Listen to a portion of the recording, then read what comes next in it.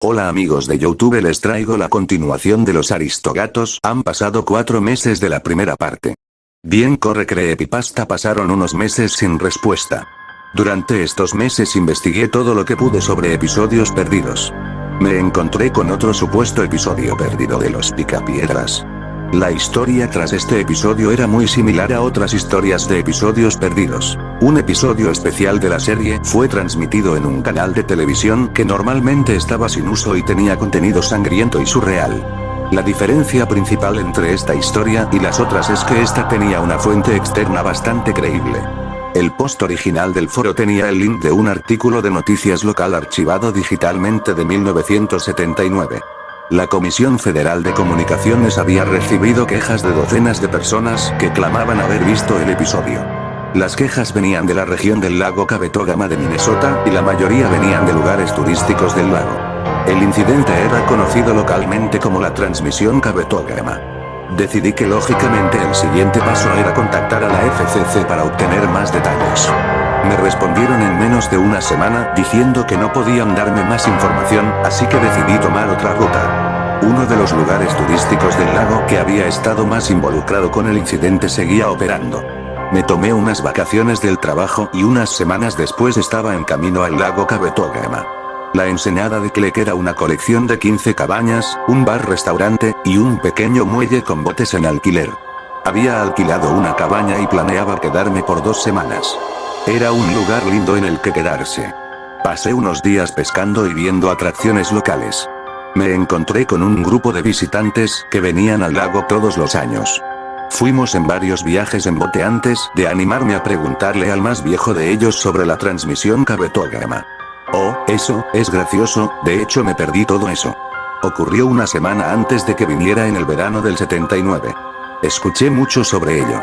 Pregúntale a Ed, estaba ahí. Se refería a Ed Cleck, el fundador y propietario de la ensenada de Cleck. Había pensado en preguntarle, pero quería conocer a los locales primero. Sin embargo, sentí que estaba siendo demasiado cauteloso y seguí el consejo del hombre. El señor Cleck tenía casi 80 años, pero tenía buena memoria. Le gustaba contar historias y aproveché eso iniciando una conversación con él preguntando sobre la historia del lago. Estuvimos hablando unas horas antes de que yo mencionara la transmisión Cabetogama. ¿Para qué quieres saber sobre eso?, me preguntó, aparentemente desconcertado. Le dije que había leído sobre ello en internet y lo que decía la historia. Se encogió de hombros y dijo, bueno, eso es lo que pasó. No hay mucho más que decir. Le pregunté si había visto el episodio y me dijo que había visto el final de la transmisión después de que le dijeran lo que estaba pasando. Dijo que vio a Pablo Mármol muriendo de una forma horrible y sangrienta en un artilugio de la Edad de Piedra, pero no recordaba mucho más.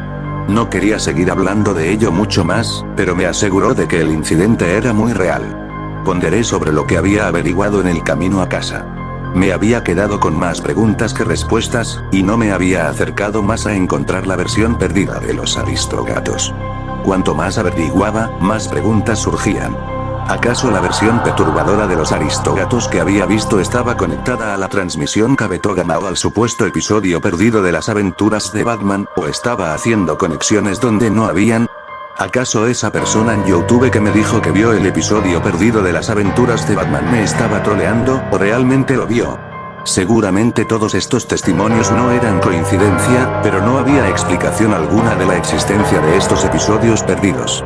Mientras le daba vueltas a toda esta información en mi mente, no me di cuenta del auto detrás de mí hasta que le dio a mi parachoques. Caí en una zanja cuando me chocó y el otro auto se fue sin detenerse. No estaba herido, mi airbag ni siquiera se había salido de su lugar, pero me quedé ahí en shock por varios minutos. Cuando por fin me tranquilicé, llamé al 911 y les dije mi ubicación, basándome en el marcador de kilómetros más cercano. Pasaron 45 minutos antes de que un oficial me encontrara. Le conté a la policía lo que me pasó, pero no pude darles detalles como el color o la patente del auto que me chocó. No les conté sobre lo que había estado investigando o sobre mi sospecha de que el incidente tenía que ver con mi investigación de la transmisión Cabetogama.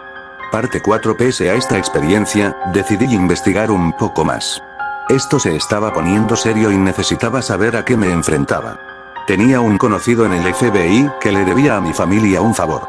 Lo convencí a través de una cena por la que pagué a que investigara sobre el Lost Media Group. Unas semanas después, tenía un documento para mí.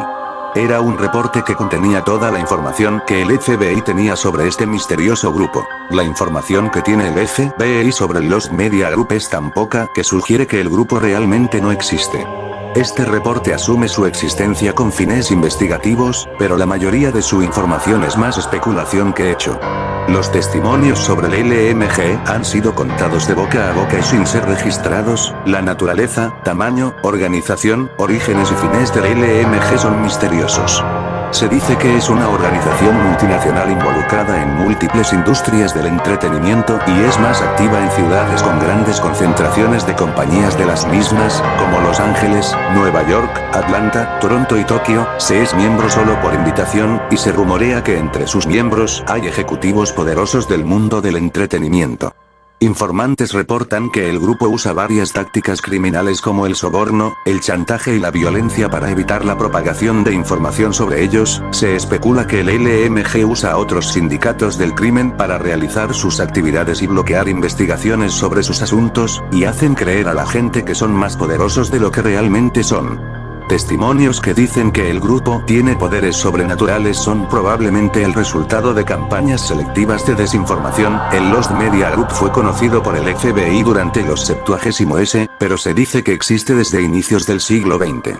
Durante los 20s y los 30s, surgió una leyenda urbana. Los rollos misteriosos, que supuestamente eran versiones alteradas de películas que diferían mucho del contenido de las copias originales.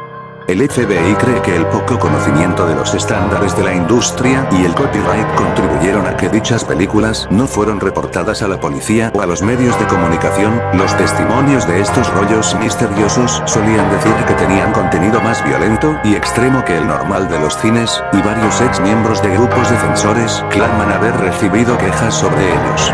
Los testigos también dicen que los rollos misteriosos basados en películas con actores tenían diferentes actores, los cuales parecían haber sido obligados.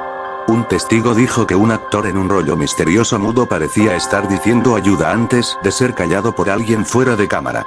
Esto hace que el FBI crea que el LMG puede haber estado envuelto en el tráfico humano. También se rumorea que el grupo ha estado involucrado en la producción y distribución de películas snuff, aunque hay tan poca información para creer en este rumor como para creer en la existencia de estas películas. Otros crímenes en los que se sospecha que está involucrado el Lost Media Group incluyen piratería, drogar actores, traficar especies en peligro de extinción, para usarlas en películas, y grabar ejecuciones para otras organizaciones criminales. Analicé el reporte. Membresía solo por invitación, buenos fondos, buenas conexiones, debe tener buena organización. Sin embargo, sus actividades parecían bizarras. ¿Por qué un grupo con la cantidad de recursos que este grupo parecía tener, a diferencia del FBI, estaba empezando a dar por sentada la existencia del Lost Media Group para este punto, no los usaba para realizar actividades criminales más rentables? ¿Por qué tanta gente pondría tantos recursos y se arriesgaría tanto solo para hacer películas? No había manera de que un sindicato tan sofisticado hiciera tanto dinero de forma rentable con la piratería, y los otros crímenes listados en el reporte iban mucho más allá del mundo del entretenimiento. ¿Acaso no lo hacían por el dinero? ¿Una motivación ideológica o religiosa, quizá? Claramente esto no tenía que ver con ninguna religión que se me ocurriera. Y tampoco parecían interesados en influenciar elecciones. Sus motivos deben ser más profundos. Tenían un mensaje que querían enviar, o una influencia que querían crear, usando el poder de los medios masivos de comunicación, y estaban dispuestos a cometer todo tipo de crímenes para llegar a su fin. Parte 5. Unas semanas después, recibí una respuesta del ex administrador de la Lost Media Society que se decía que intentaba coleccionar episodios perdidos. Me dijo que no sabía de una versión perdida de Los Aristógatos, pero tenía varias copias de episodios perdidos y estaba dispuesto a mostrármelos, por un precio. Para ser exactos, quería $1000. Acepté rápidamente. No estaba en un punto en mi vida en el que pudiera gastar $1000 cómodamente en algo que puede no dar resultados, pero tenía miedo de ahuyentarlos y le pedía que bajara el precio, y algo me decía que estaba diciendo la verdad. Me dio la dirección de una cabaña alejada que dijo que alquilaría para nuestro encuentro, la cual estaba a varios estados de distancia. Me dijo que fuera solo, y me dio la fecha exacta en la que me esperaba. Me resultó un poco chocante su tono cortante, pero me imaginé que temía que alguien le robara su colección, o peor, que los responsables de ella lo persiguieran. Me preparé para el viaje y me fui inmediatamente. Cuando llegué al estado en el que estaba la cabaña, todavía faltaban unos días para la fecha del encuentro, así que fui a un motel. Estaba despierto tarde viendo televisión en la oscuridad cuando me encontré con un canal que estaba transmitiendo Los Aristógatos. Me puse nervioso. Había visto la película original antes, y sabía que no había nada malo en la versión normal, pero estar solo en la oscuridad era reminiscente de mi experiencia original traumática con la película. Pese a esto, mis nervios se fueron. Me di cuenta de que no había nada que temer. Claro, para este punto estaba seguro de que existía una versión violenta de Los Aristógatos, una que tuve la mala suerte de ver cuando era pequeño, pero no importaba. No me podía hacer daño ahora. Reí porque ahora podía revivir el recuerdo sin el trauma y seguí viendo. Por fin pude apreciar que realmente era una muy buena película, apreciar lo bien logradas que estaban la animación, las voces y la música. Sin embargo, la música se escuchaba un poco mal. Cuando subí el volumen me di cuenta de que no era el televisor. La música se aceleró y se distorsionó más, y la escena comenzó a convertirse en imágenes abstractas. Escuché gritos de la televisión y comenzaron a aparecer imágenes perturbadoras demasiado rápido como para distinguirlas bien. Esto terminó con la imagen de Berlioz, la que encontré en internet con sus ojos enrojecidos. En la imagen había unas palabras escritas en mayúsculas rojas. Deja de preguntar, la pantalla se fue a negro. Me quedé en la oscuridad, temblando y con lágrimas cayendo por mi cara. Encendí las luces, fui al baño a vomitar y cambié de canal. Todos los canales eran normales, lo cual era bastante reconfortante, pero aún así me fui a otro motel. Para este punto estaba considerando dejar la cacería. Mi primer objetivo había sido saber si los episodios perdidos eran reales, y por lo menos había logrado eso. Estaba dudando si valía la pena investigar más para saber su naturaleza y origen exacto. Quienquiera que estuviera detrás de ellos tenía el poder y los recursos para amenazarme seriamente, y no sabía si valía la pena arriesgarme más para llegar a una conclusión completa. Al final decidí seguir. Ya estaba cerca, y si había un grupo secreto y poderoso detrás de esas historias de episodios perdidos, el mundo debía saber. ¿Quiénes eran ellos para intimidarme y tratar de que me rinda? No dejaría la cacería. En ese momento mi determinación se duplicó. A la hora acordada, fui a la cabaña. Era de noche, y la luna llenaba el interior de la cabaña solitaria con un brillo misterioso. Había un vehículo en la entrada al garaje, pero las luces estaban apagadas y no había otras señales de ocupación. Tímidamente, toqué la puerta. El hombre me recibió sin prender ninguna luz. Por su propia seguridad no voy a describirlo salvo por el hecho de que parecía ser un cuarentón. Veo que hablabas en serio. ¿Tienes el dinero? Le di la billetera llena de dinero. Él prendió una lámpara para contar el dinero, y luego me indicó que lo siguiera a otra habitación. Cerró la puerta detrás de él antes de prender la luz. La habitación tenía un techo alto y cuadros de la naturaleza en las paredes, junto con una estantería de libros viejos que claramente estaban ahí como decoración. Centrado en una de las paredes estaba un gran televisor de plasma. Había mucho espacio, pero el hombre solo había puesto algunas sillas y bolsas plásticas de almacenamiento en el piso. Aquí está mi colección. No es muy grande, pero es muy difícil encontrar estos ítems en cualquier otro lado.